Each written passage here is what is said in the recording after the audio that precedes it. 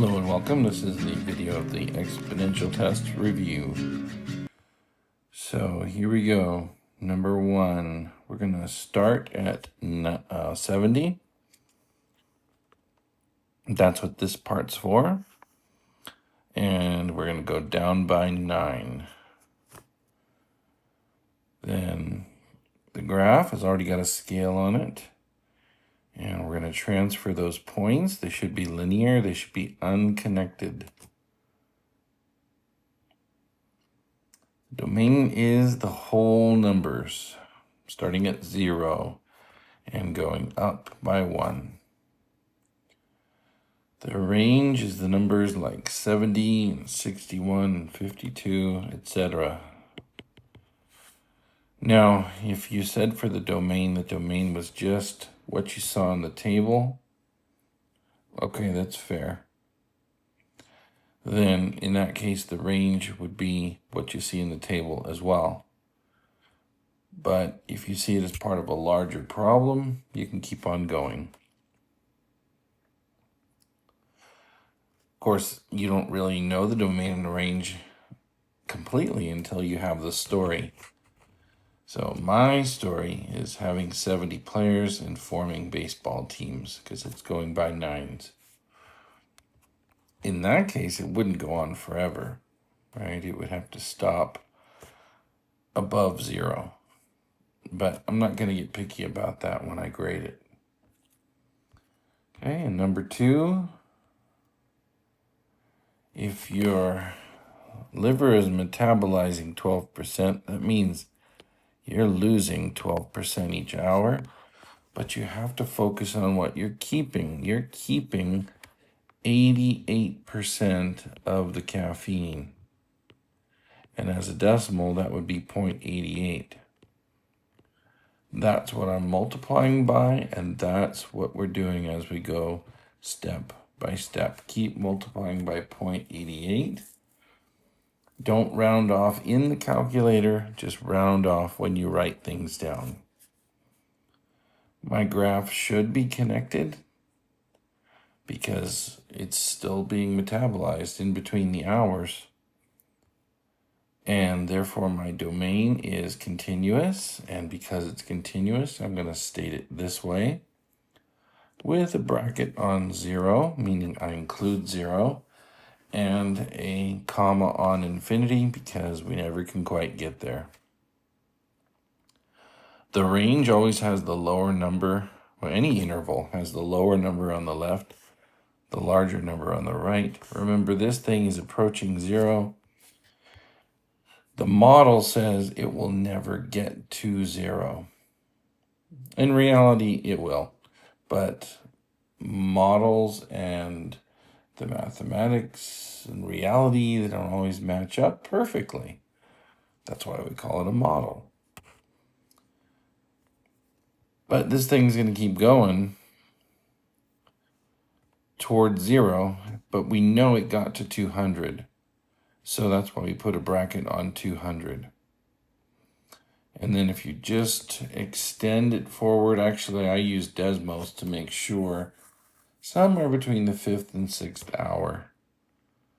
I should put hour on that. 5th and 6th hours. It gets below 100. Now looking at page 2, simplifying those roots. What I did first was added exponents here, -1 plus 4. And then I took a power to a power. I multiplied to get -9. And then very politely, according to the conventions of math, I turned that into a positive exponent by flipping it upside down. For b, you look at the a and the b, little b, separately.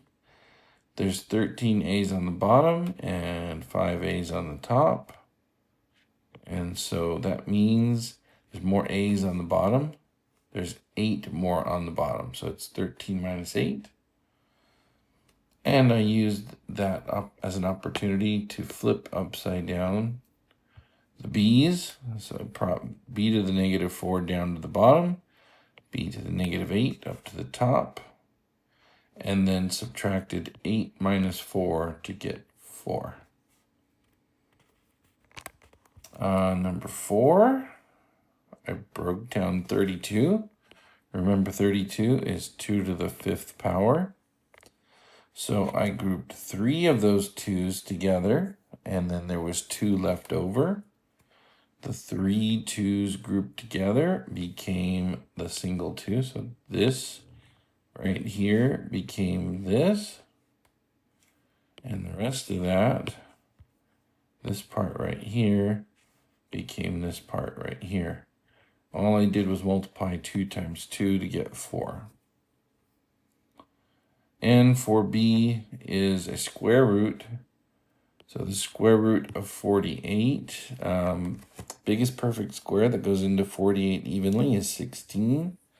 I took the square root of 16, I got 4, and I left the rest of it alone. Number 5, a and b are substitution. I just put 3 in place of x and multiplied it out. 2 to the 3rd power is 8, and 5 times 8 is 40. And negative 1, I put negative 1 as my exponent. That means I can flip it upside down to be 1/2 and multiply it times 5. Now to get the answer for C, so my target is 80, and 80 is equal to the function expression. So I divided by 5 to isolate the base. And then as far as right now goes in the course, how you would know that 2 to the x is 16, how you would figure out x would be by guessing. Now later in the course, we'll be able to put any number there, not just 16, because 16 was a very nice choice. But we'll be able to put any number there, and we'll be able to solve for anything later. That would be approximately, I think it's Unit 2. Unit 2 of Integrated 3. Okay, and our last question here, I analyzed it by looking at the jumps. From 5 to 15, I'm multiplied by 3. Or in other words, 15 divided by 5 is 3. And look at the next jump. From 15 to 45 is also multiplying by 3. So I'm multiplying by 3. Put that away for the moment. And it helps you to figure out another line of the table, one that was not included on the graph. See how I did that? Now, looking at the graph, it is smooth, it's curved. There's no indication really that it doesn't go on forever. Of course, Desmos doesn't put arrows, but I'm gonna go ahead and assume that we're going on forever. So I said the domain was all real numbers. The range, of course, it gets close to 0 on the left side, and it goes to infinity on the right.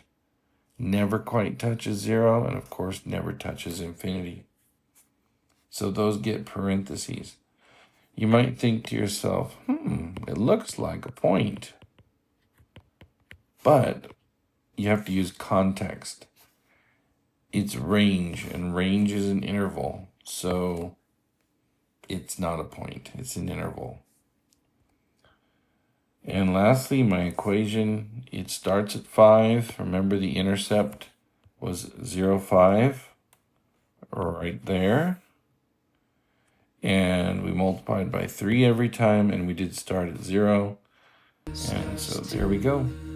That's the formula that generates that. That's what I could plug into Desmos, for example, and verify exactly the same points. That's it for now. I hope you do well. See you next time.